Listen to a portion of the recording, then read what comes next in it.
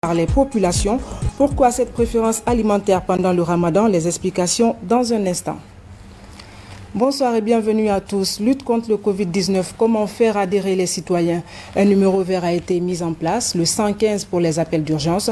Ce numéro est composé plus de 4000 fois par jour, très souvent pour des raisons qui n'ont rien à voir avec le Covid-19. L'équipe du centre des opérations est débordée dans sa mission. Mamadi Terna Kamisoko. Le centre d'opération d'urgence contre le Covid-19 est implanté dans le quartier général de l'Agence nationale de sécurité sanitaire. Entre ces quatre murs, 12 jeunes Guinéens se chargent de la réception de l'ensemble des appels venant de tout le pays. Depuis le 17 mars dernier, date de la mise en service du numéro d'urgence le 115, Ibrahima Khalil et ses collègues répondent aux appels. L'un des rôles de ce centre d'appel, c'est apporter de l'information et des conseils au grand public à travers le centre d'appel. Donc les gens qui appellent pour cela, nous leur donnons les conseils et des orientations qu'il faut. La manifestation clinique de la maladie, le mode de transmission, les mesures préventives, j'en passe. Et d'autres aussi vont appeler pour nous notifier une alerte. Et l'alerte, c'est toute information sur un événement de santé ou une exposition à un danger qui nécessite une investigation, telle que les cas suspects, tels que les cas confirmés, tels que les décès communautaires et aussi les rumeurs. Informer, conseiller et orienter ceux qui appellent est le quotidien de cette équipe. Par jour, plus de 4000 appels sont traités. Depuis l'ouverture de ce centre d'appel à la date du 17 mars jusqu'à la date du 4 mai 2019, nous avons reçu un total d'appels de 200 807 appels, soit 4024 appels par jour. Et quand vous prenez ces 200 807 appels, vous avez 3564 appels qui étaient des alertes, soit 1,7%. Et parmi ces alertes, on a eu 9,9% des alertes validées, donc qui nécessitaient une investigation. Et également, parmi ces 200 807 appels, on a eu un total de 30 472 appels qui étaient des appels émis par des enfants. L'une des difficultés majeures du centre d'urgence est l'usage abusif du service par les uns et l'impatience pour d'autres. Ces gens-là constituent pour nous des obstacles au bien fonctionnement parce que quand ils occupent la ligne, les autres appels ne pourront pas rentrer tant qu'ils ne libèrent pas la ligne. Donc ça, c'est vraiment la difficulté majeure, mais également l'impatience d'un certain nombre d'usagers. Ce n'est pas une difficulté en tant que telle. On souhaiterait lancer un appel à la population que ce numéro ouvert, le 115, ce n'est pas un numéro ordinaire. Donc quand vous appelez, vous devez accepter d'être un peu patient.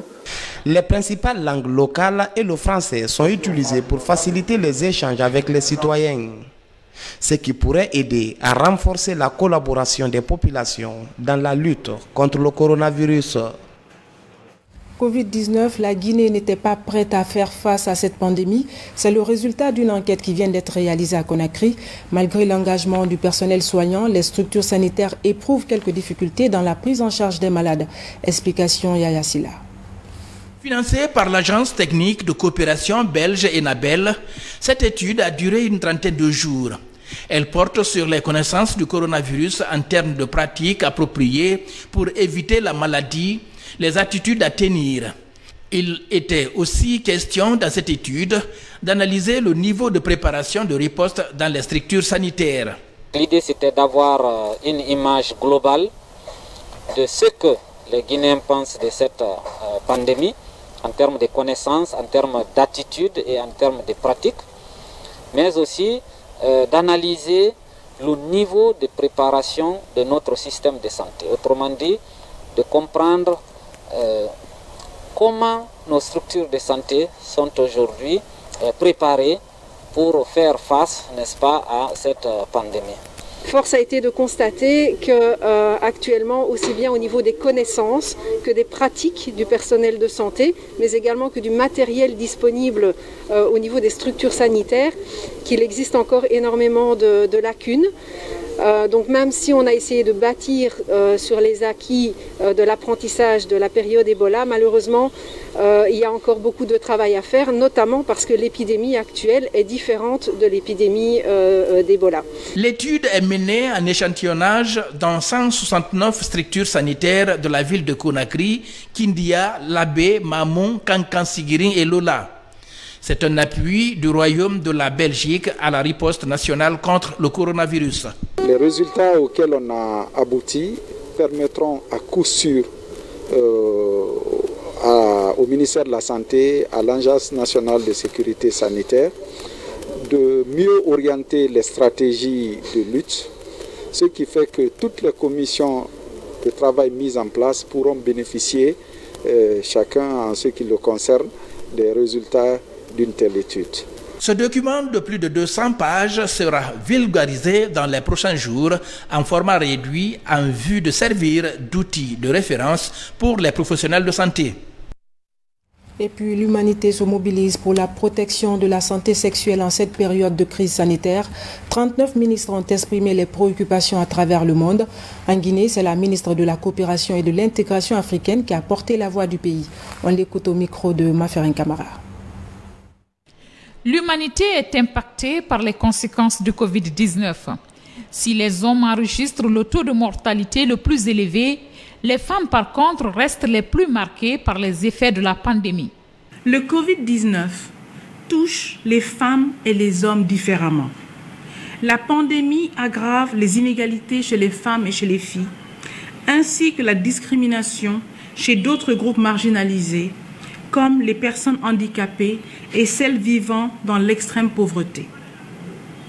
Elle risque également de porter atteinte aux droits fondamentaux des femmes et des filles. Selon le système des Nations Unies, 60% des femmes dans le monde travaillent dans l'économie informelle. Avec la chute des marchés et la fermeture des entreprises, des millions d'emplois féminins ont disparu. Mieux, les répercussions du Covid-19 sur les femmes ne sont pas qu'économiques. La maladie a également entraîné une augmentation de la violence domestique. Partout dans le monde, les sages-femmes, les infirmières et les agents de santé communautaire sont indispensables pour contenir le Covid-19. Tâche pour laquelle ils ont besoin d'équipements de protection individuelle. Les grossesses et les accouchements dépendent de tout ce personnel sanitaire, d'installations sanitaires adéquates et d'une stricte adhésion au protocole de prévention des infections. Les chaînes d'approvisionnement nationales et internationales sont aussi touchées par cette pandémie. C'est pourquoi cette déclaration conjointe invite les gouvernements du monde entier à garantir aux femmes et aux filles un accès complet et sans entrave à tous les services de santé sexuelle et reproductive. Une déclaration commentée par Maferin Camara. 2 jours de sensibilisation et d'assistance humanitaire. Le mouvement Jeunes Acteurs pour le Changement marque son engagement dans l'éradication du Covid-19. La structure vient d'offrir des denrées alimentaires et kits d'hygiène à 2 foyers de démunis. La Cité de la Solidarité et le village SOS en sont les bénéficiaires. Baba Kouyaté. L'évolution de la pandémie de coronavirus dans le pays amène les jeunes acteurs pour le changement à se déployer sur le terrain dans le cadre de la sensibilisation et de l'assistance sociale. Ici, au SOS Village, en banlieue de Conakry, des sacs de riz, de l'huile et du sucre sont remis aux gestionnaires des lieux. Le même geste humanitaire est fait aux pensionnaires de la Cité de Solidarité. Dans ces lieux où vivent des centaines de nécessiteux, ce tapis de Jacques 518 est bien apprécié par les bénéficiaires. Je peux vous rassurer que ces dons seront utilisés à bonne échéance et que ces enfants qui sont là sont des enfants qui courent de perdre la prise en charge parentale ou qui risquent de perdre la prise en charge parentale. Nous ne sont pas qu'un orphelinat. Là, je profite bien de cette occasion pour faire valoir vraiment ce que SOS Village d'enfants fait. Ce don, vraiment, me comble de bonheur. Parce qu'actuellement, avec la cherté de la vie, le marché est saturé, les choses coûtent cher. Vraiment, le fait de nous offrir de la nourriture, des sacs de riz, du savon, des bavettes, des seaux, prouve que vraiment vous pensez à nous. Je vous remercie infiniment pour ce geste. Pour les donateurs, c'est une manière d'accompagner des personnes vulnérables et encourager le gouvernement qui fait de la lutte contre le Covid-19 une priorité. Nous avons lancé la campagne de sensibilisation en donnant 120 kits, les denrées alimentaires et d'autres éléments nécessaires pour accompagner la population guinéenne, le gouvernement et l'ensemble des acteurs. En plus des vivres, des kits sanitaires ont été distribués au grand marché des kilomètres 36 et la Sanaya Barrage. Occasion pour le président des jeunes acteurs pour le changement de sensibiliser des populations sur la nécessité de respecter les gestes barrières. Ramadan et crise sanitaire, les plus démunis sont exposés. Pour apporter une réponse aux besoins exprimés par la Cité de Solidarité, un mécène offre des vivres aux pensionnaires de ce refuge. Le geste vise à accompagner les bénéficiaires pendant cette période. Reportage Komara Moussa. Alors qu'ils ne peuvent plus subvenir à leurs besoins sans aide extérieure, ces personnes en mobilité réduite de la Cité de Solidarité traversent le pire moment de leur vie. La crise sanitaire pèse sur leurs revenus et accentue leur misère. Le tableau est triste. Ces vivres viennent ainsi alléger leurs souffrances et dessiner enfin le sourire sur leurs lèvres. Vraiment, nous prions pour les bonnes volontés qui pensent à nous à l'heure actuelle. Parce que quand d'autres quittent la mendicité, viennent, c'est pour pleurer. Dire qu'ils n'ont rien eu. Quelqu'un qui a l'habitude d'avoir 20 000, 30 000 par jour, s'il vient te dire qu'il n'a eu que 1 000 francs, ou bien 2 000. Dans cette cité de solidarité, plus de 116 familles y vivent. Chacune reçoit un sac de riz, de sucre, un bidon d'huile et des boîtes de tomates de conserve. Pour les initiateurs de la campagne, le calcul est bien précis. Aujourd'hui, l'humanité traverse une crise sanitaire sans précédent.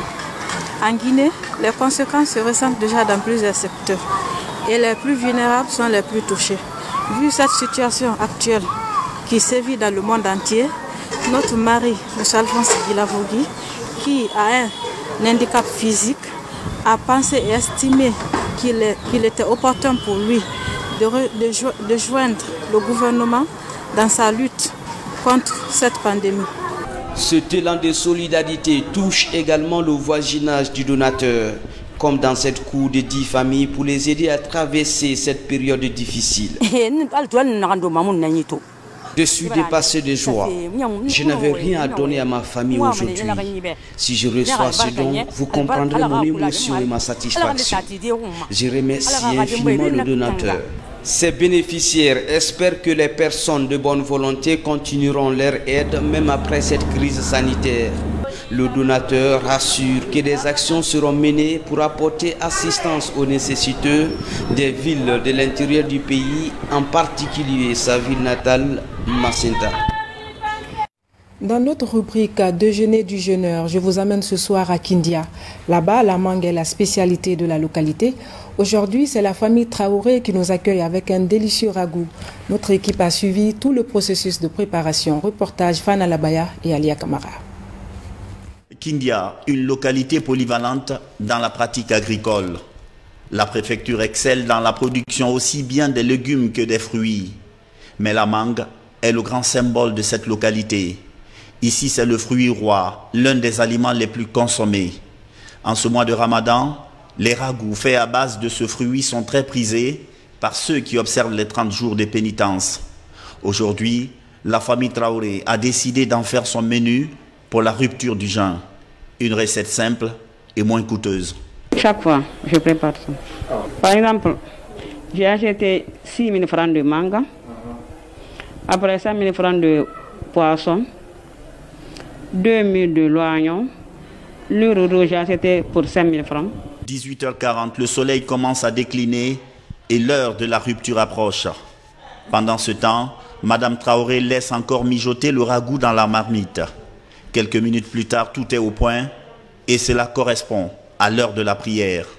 Le repas est servi, il ne reste plus qu'à le déguster. C'est un aliment traditionnel Quand on dit Kinda Kana, le premier fruit, le premier aliment qu'on demande, c'est la mangue. Donc c'est la raison pour laquelle, et surtout que c'est la famille qui a commandé, les enfants surtout. Je ne fais que accomplir ce que la famille veut. On fait tout pour cette famille. Bien sûr, c'est une période aussi de mangue. Bon, on va dire une période de mangue, ça a l'heure là, sinon. C'est un fruit qui est permanent à Kinda. Hein. C'est le quotidien permanent. Entre le Kaniaka et la mangue, c'est une grande histoire d'amour, une relation fusionnelle qui remonte à plusieurs centaines d'années. Et en ce mois de pénitence, cette passion pour le roi des fruits ici est bien exploitée. On termine par une triste nouvelle. La vedette Kani Damba Kanté a rejoint sa dernière demeure ce jeudi. Cette grande artiste laisse derrière elle des titres qui vont désormais l'immortaliser. L'enterrement a eu lieu au cimetière de Cameroun dans une ambiance plutôt sobre pour raisons sanitaires. Hassani Lalsila. Tôt ce matin, parents, amis, collaborateurs et fans de l'artiste Kani Damba Kanté ont rallié la morgue de l'hôpital Ignace Dine pour rendre un dernier hommage à celle qu'on surnommait la voix sublime. Kani Damba Kanté, après plus de 20 ans de carrière, couronné par 2 albums à succès et des collaborations artistiques mémorables, a succombé face à la maladie après une longue période de lutte contre le cancer. La musique guinéenne vient de perdre une de ses plus belles voix, parce que ce qui caractérisait Kani, c'était d'abord sa voix. Elle avait le don inné de la chanson. Je suis vraiment très très très triste aujourd'hui et je joins mon chagrin à celui de toute la musique guinéenne, à celui de toute la culture guinéenne pour présenter mes plus sincères condoléances à la famille. Perdons à Kani, une jeune dame chanteuse qui a fait ses premières armes dans les années 1990. Elle a su attendre pour atteindre. Douleur, tristesse et compassion étaient les sentiments qui se lisaient sur le visage de ce beau monde, qui, malgré la situation sanitaire, a suivi le cortège funèbre au cimetière de Cameroun. Kani Damba Kanté avait plein de projets artistiques. Son mari et son manager retiennent d'elle une femme qui aimait sa famille et son travail. C'est une femme qui s'est aimée et qui m'a aimé. Une femme qui m'a chanté, magnifié, partout, là où je jouais. Kani avait pratiquement fini son double album. Kani a fait toutes les partitions au niveau de la voix. Et il ne restait que la partition des musiciens. Malheureusement, le 3e album ne verra pas jour devant elle. Kani Damba Kanté, la voix sublime et auteur de l'album à succès Ikolomani Kanama, a rejoint sa dernière demeure à l'âge de 44 ans.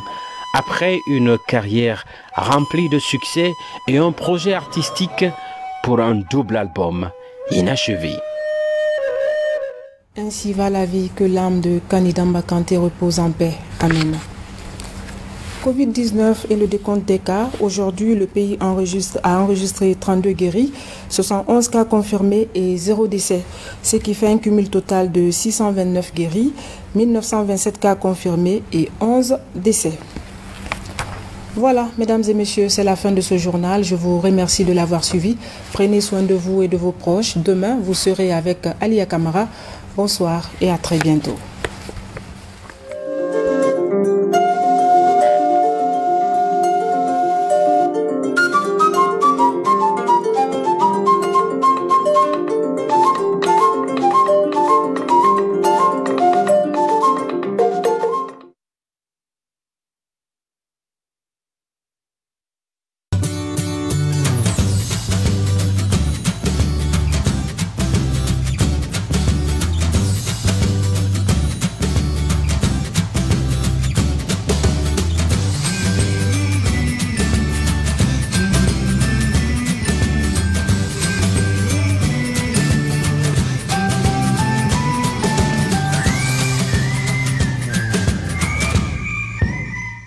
Mesdames et messieurs, bonsoir.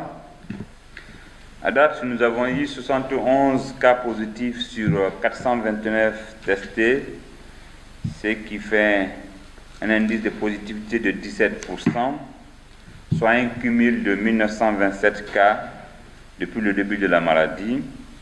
Et actuellement, nos services suivent plus de 1900 personnes à Conakry, Koya, Dubreka et Forêt-Caria. Nous avons 662 personnes hospitalisées et le nombre de personnes hospitalisées s'améliore, contrairement au début de la maladie, ce qui est une bonne chose. Ces 662 personnes sont réparties sur les sites de Donka, du camp Al-Fayaya, de Nongo et de Kremsa-Kindia.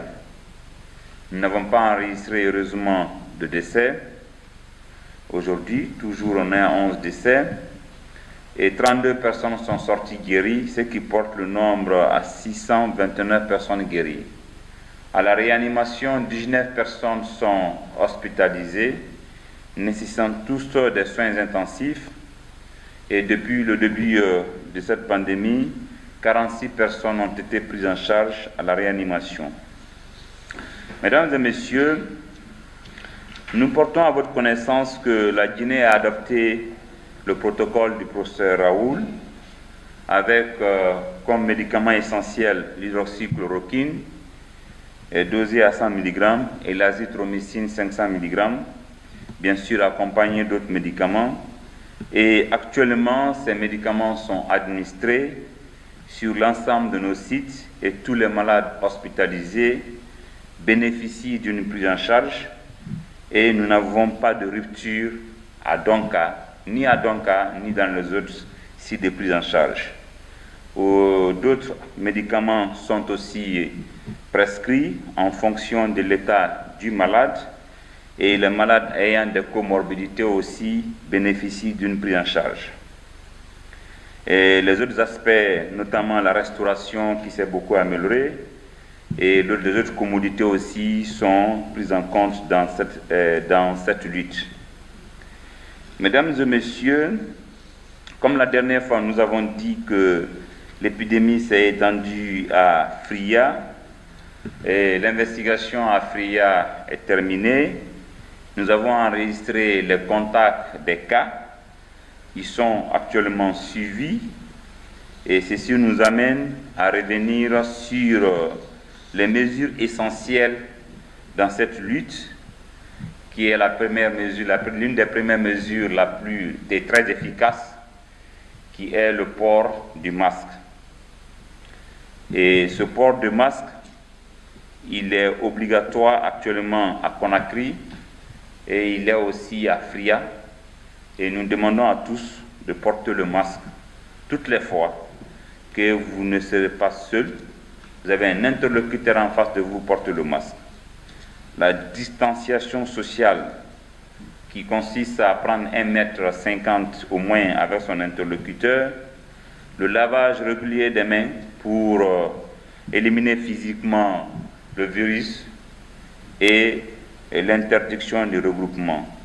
Mais dans notre contexte spécifique, il y a des barrages filtrants à Conakry, autour de Conakry, pour empêcher les sorties. Et ces barrages filtrants, nous savons que ça limite un peu le déplacement, mais le respect du non-déplacement est important pour protéger les populations de l'intérieur du pays. Et merci. Et nous comptons sur le civisme de tout un chacun. Merci. Ensemble, stoppons le Covid-19.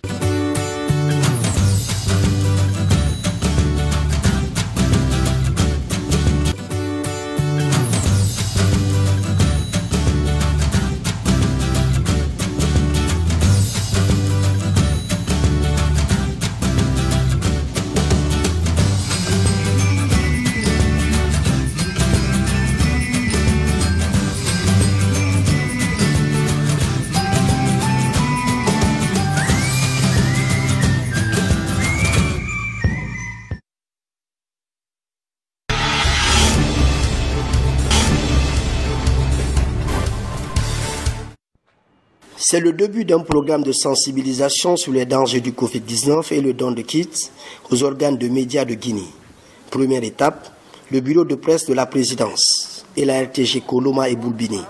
La démarche consiste à renforcer les mesures barrières pour mieux sécuriser les journalistes qui figurent parmi les travailleurs les plus exposés au coronavirus. Un sentiment de joie, de savoir que la première autorité de ce pays pense constamment à la RTG. Et surtout en cette période particulière et difficile, marquée par la lutte contre la pandémie de coronavirus et qui affecte sérieusement notre pays dans son fonctionnement, et au plan humain, et au plan économique, et au plan social. C'est le moment où les gens ont besoin de beaucoup de soutien, de beaucoup de solidarité. Et je crois que c'est dans ce cadre que le président de la République, à travers cette dynamique d'âme, Fanta Perkins, a bien voulu nous accorder ces kits-là. Piloté par la Fondation Professeur Alpha Condé, ce projet vise à lutter efficacement contre le Covid-19 dans le milieu de la presse. Par ce geste, l'initiatrice nourrit l'ambition d'agir au nom du président de la République pour un renforcement de liens de travail entre le chef de l'État et les hommes de médias. Je n'ai fait que transmettre à la commission de mon père, le père de la nation, le professeur Alpha Condé. Il m'a dit de distribuer les kits dans les médias. Les hommes du média sont plus menacés par cette épidémie que tout le monde. Je vais remercier les partenaires de la Fondation Professeur Alpha Condé, Continental Group. Sans eux et la Fondation Obama, on ne serait pas là. Je prie Dieu que Dieu lui donne longue vie. Respecter et faire respecter les mesures d'hygiène édictées par les services de santé est le but principal de ce projet. Les premières télévisions privées à bénéficier de ces dons de kits sont TATV, Adafo Média et Évasion. On remercie le chef de l'État pour ce don, surtout pour la qualité. J'avoue que cela fait comprendre que la lutte contre cette pandémie qui est le Covid-19, le président de la République en fait son cheval de bataille parce que doter les médias des kits sanitaires, et quand on sait que l'une des corporations aujourd'hui les plus exposées face à cette maladie, c'est bien les journalistes, c'est eux qui courent après l'information et on obtient l'information auprès des officiels. Et aujourd'hui, le constat révèle que dans notre pays, ce sont surtout cette catégorie, cette corporation de personnes qui est touchée. Donc, mettre les journalistes à l'abri de cette maladie en offrant ces kits, nous ne pouvons que le remercier. Ça ne fera que renforcer les mesures. Déjà, on est dans l'esprit et avec ces dons, nous pensons que notre capacité de prévention va s'agrandir. Après ces étapes, l'opération de distribution des kits sanitaires nous a conduit à la nostalgie. La première radio privée du pays. Reçue en direct dans l'émission Zone Libre, Fanta Perkins a expliqué en langue du terroir la portée essentielle du projet et ses objectifs.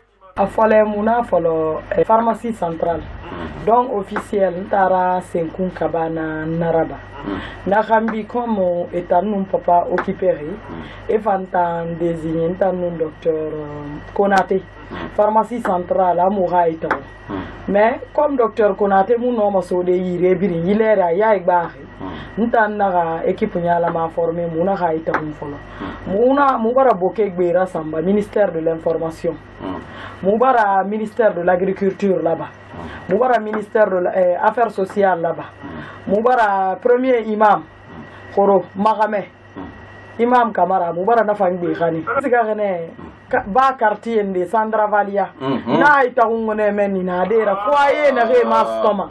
Na do man sigarene marketi, ni marché Niger, sigarene meni marketi fan na itaung. Sigarene bolobina port fan na itaung. Sigarene Koro Lambani, Sadala Mamun Berasiga. Nafambara Siga, ministre Bantama Barana Samba. Milebria, tu as fait Makiti Naka. Makiti, Irebiri. Nafang. Avec Benasgar. Maintenant, Mansgar Lambani Fang, Ba ministre Boubacar Barimou Yalangi, Nafanga Meni Beda Rita.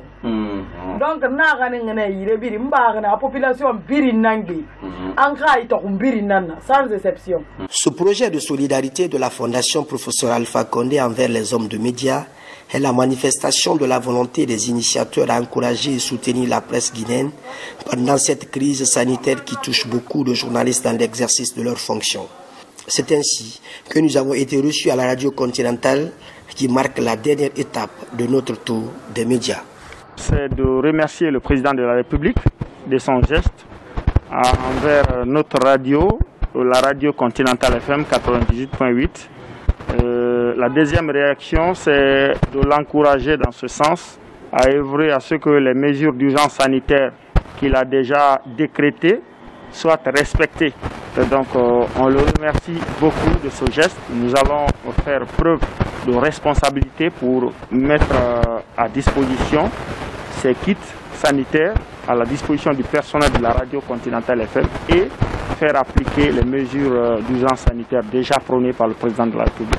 Dans le programme de lutte contre le Covid-19, la Fondation Professeur Alpha Condé est à pied d'œuvre et envisage d'autres surprises pour bouter dans un bref délai le Covid-19 en Guinée.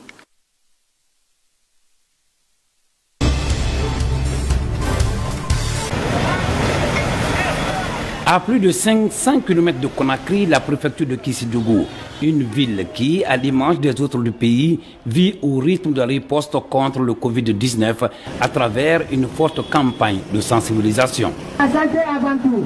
Nous voyons nos églises sont fermées, nos mosquées sont fermées, il n'y a pas de prière, il n'y a pas de regroupement.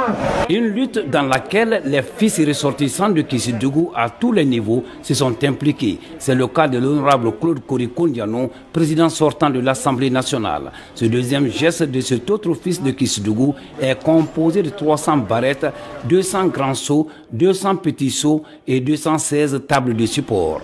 En remettant ce don au président du comité préfectoral de la riposte de Kissidougou, le secrétaire général des collectivités décentralisées a fait passer le message du donateur.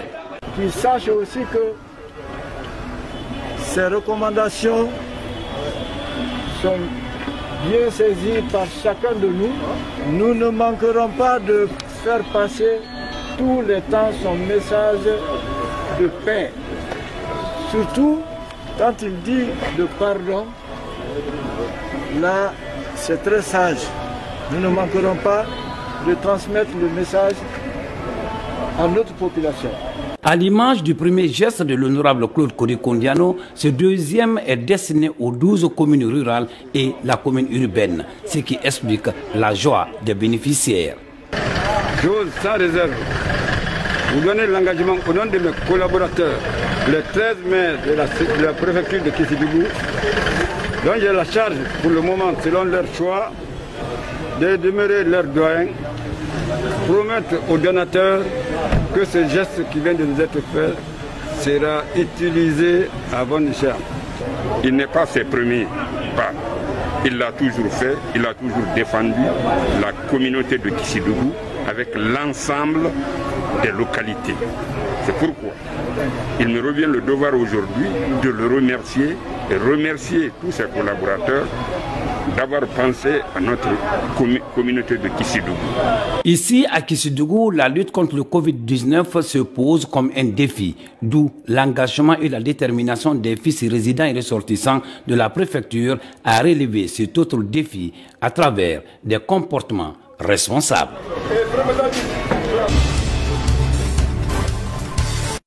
L'Union internationale des religieux pour l'humanitaire, en collaboration avec l'agence d'In Voyage, vole au secours des citoyens du quartier Kuntia de la commune urbaine de Koya. Ce sont des kits sanitaires et des bavettes qui ont été distribués aux différentes familles. Le but est de prévenir la pandémie tout en renforçant les mesures d'hygiène. C'est ce dimanche donc que nous avons eu en guise de soutien pour éradiquer cette maladie, cette pandémie coronavirus. C'est ça qu'on a fait comme don pour la population guinéenne. Parce que le coronavirus, s'il y a la maladie, il n'y a pas de développement, il n'y a pas de la paix. Donc c'est pourquoi on a préparé ça avec ça, on va distribuer ça dans le quartier. Chaque constitution, on va donner un. En même temps, un peu, on va faire notre devoir pour que la malade là va quitter chez nous. Une satisfaction pour ces familles bénéficiaires. Avec ces kits, le coronavirus sera vaincu dans la préfecture.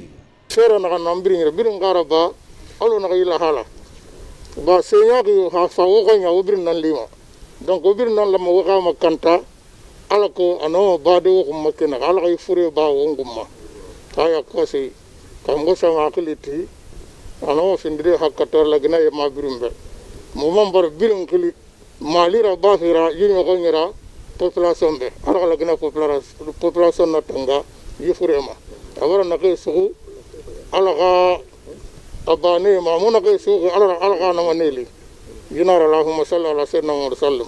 Mubara yalage ilaj Musa lambia kamarara fafe yikitira mu kuntia nyama biato parce que yufure fe para kontofili bara lo nyamara albama di asoma di mu para kontofili vraiment yife mu fan wa ko mo fena na ifera alko yufure makuyama nyamara kiana kay yifafi beto alfangale moma yati abanya manya lakin abanya ma sewa yati mwa yife moli nango ma quartier kui yimi moli rabo quartier kui nagi no ma yaka kali moli manya kunde ka population be. En plus